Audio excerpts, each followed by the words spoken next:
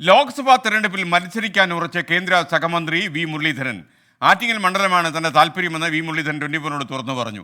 മണ്ഡലം കേന്ദ്രീകരിച്ച് പ്രവർത്തനം സജീവമാക്കിയെന്നും പാർട്ടി തീരുമാനത്തിന് കാത്തിരിക്കുകയാണെന്നും വി മുരളീധരൻ 24 അനുവദിച്ച പ്രത്യേക അഭിമുഖത്തിൽ KR ഗോപികൃഷ്ണനോട് സംസാരിക്കുകയായിരുന്നു അദ്ദേഹം. എനിക്ക് ഏറ്റവും മത്സരിക്കാൻ താല്പര്യമുള്ള മണ്ഡലം ആറ്റിങ്ങലാണ്. പക്ഷേ അവസാനത്തെ തീരുമാനം പാർട്ടിയുടേതാണ്. താങ്കൾ സജ്ജമായി കഴിഞ്ഞു? ഞാൻ സജ്ജമാണ്.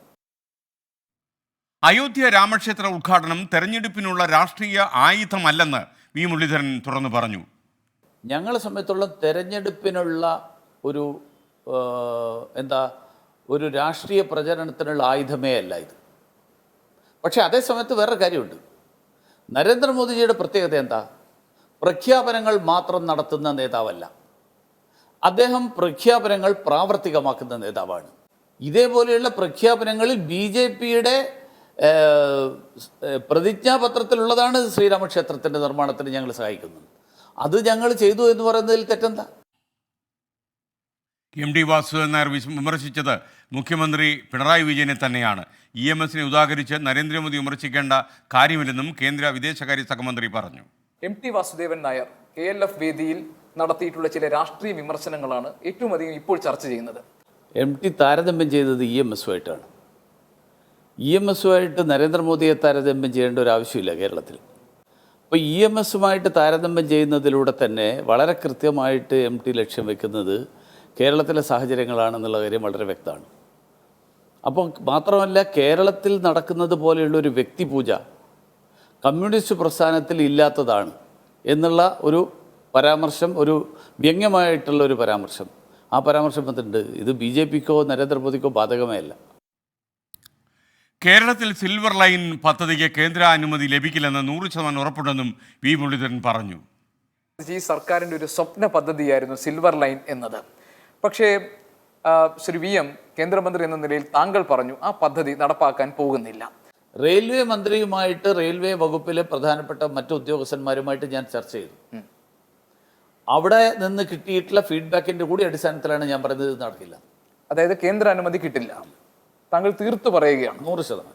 സിൽവർ ലൈൻ കേരളത്തിൽ വരില്ല, ആവശ്യമില്ല. അത് ശരിയാണ്. അത് ഞാൻ പറഞ്ഞത് താങ്കളുടെ ന്യായം. ഞാൻ പറഞ്ഞത് അത് വരില്ല കേരളത്തിൽ. കേരളത്തിൽ ആർക്കും ആവശ്യമില്ല. ഇപ്പൊ ആരും സിൽവർ ലൈൻ ചോദിക്കുന്നില്ലല്ലോ. അല്ല, ഞാൻ കേന്ദ്രമന്ത്രിയോട് ചോദിക്കുകയാണ്. അങ്ങ് പറയുന്നു സിൽവർ ലൈൻ വരില്ല. 100%. കേന്ദ്ര വിദേശകാര്യ സഹമന്ത്രിയുമായി സംസാരിച്ച KR ഗോപികൃഷ്ണൻ തത്സമയം ചേരുന്നു. Gopikrishnan, good morning. യഥാർത്ഥത്തിൽ ആറ്റിങ്ങലിൽ അദ്ദേഹം പ്രവർത്തനം തുടങ്ങിക്കഴിഞ്ഞു എന്നാണല്ലോ അഭിമുഖത്തിൽ പറയുന്നത്. എന്തൊക്കെയാണ് മറ്റു കാര്യങ്ങൾ അദ്ദേഹത്തിൻ്റെ സംസാരത്തിൽ വെളിപ്പെട്ടത്? Good morning SKN. നമുക്കറിയാം, കഴിഞ്ഞ കുറച്ച് ദിവസങ്ങളിലായി കേന്ദ്ര വിദേശകാര്യ സഹമന്ത്രി BJPയുടെ നേതാവുമായ ശ്രീ വി മുരളീധരൻ വളരെ സജീവമാണ് കേരളത്തിൽ.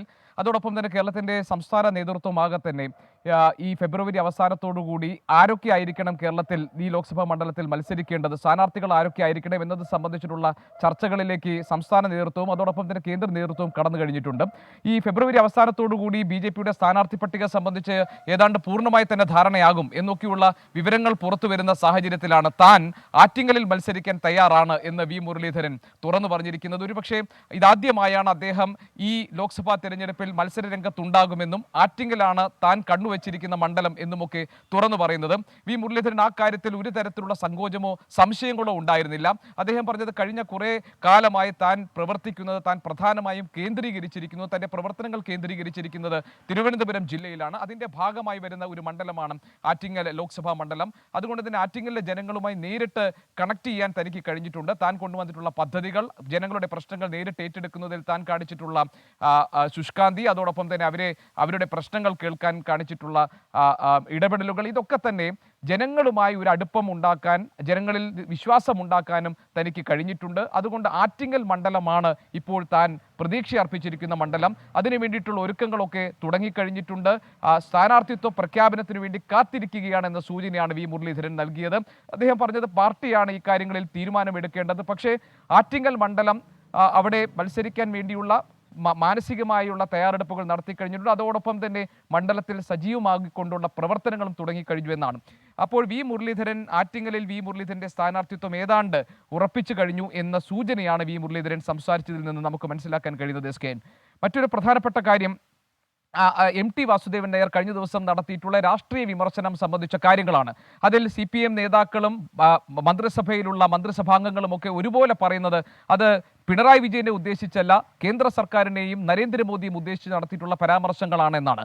വി മുരളീധരൻ ഈ കാര്യത്തിൽ അദ്ദേഹത്തിന്റെ അഭിപ്രായങ്ങൾ തുറന്നു പറഞ്ഞു. അദ്ദേഹം പറഞ്ഞത് നരേന്ദ്രമോദിയെ വിമർശിക്കണമെങ്കിൽ സ്വാഭാവികമായും MT വാസുദേവൻ നായർ അല്ലെങ്കിൽ മറ്റൊരാൾ പറയുക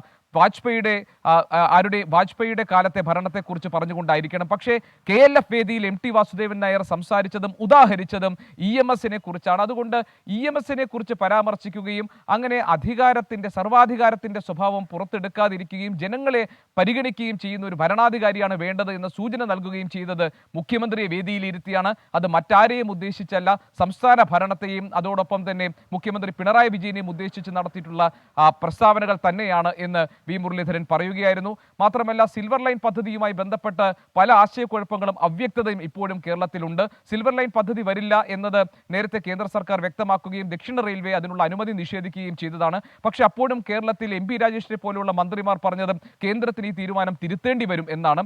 ഈ കാര്യം ഞാൻ വി മുരളീധരന്റെ ശ്രദ്ധയിൽപ്പെടുത്തി. അദ്ദേഹം പറഞ്ഞത് ദക്ഷിണ റെയിൽവേ സിൽവർ ലൈൻ പദ്ധതിക്ക് അനുമതി നിഷേധിച്ചത് അതിന്റെ കാര്യകാരണങ്ങൾ പഠിച്ചാണ്.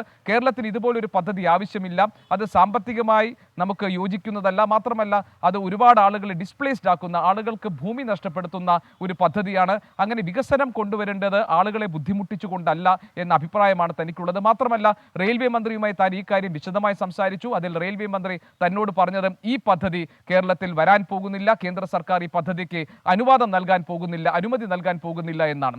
അതായത് സിൽവർ ലൈൻ പദ്ധതിയുമായി ബന്ധപ്പെട്ട് എന്തെങ്കിലും ഒരു ആശയക്കുഴപ്പമോ അവ്യക്തതയോ ഉണ്ടെങ്കിൽ കേന്ദ്ര വിദേശകാര്യ സഹമന്ത്രി വി മുരളീധരൻ പറയുന്നു ഈ പദ്ധതി കേരളത്തിൽ നടപ്പാകാൻ പോകുന്നില്ല, കേന്ദ്ര സർക്കാർ ഈ പദ്ധതിക്ക് അനുമതി നൽകാൻ പോകുന്നില്ല എന്നാണ്. Okay, thank you KR Gopikrishnan.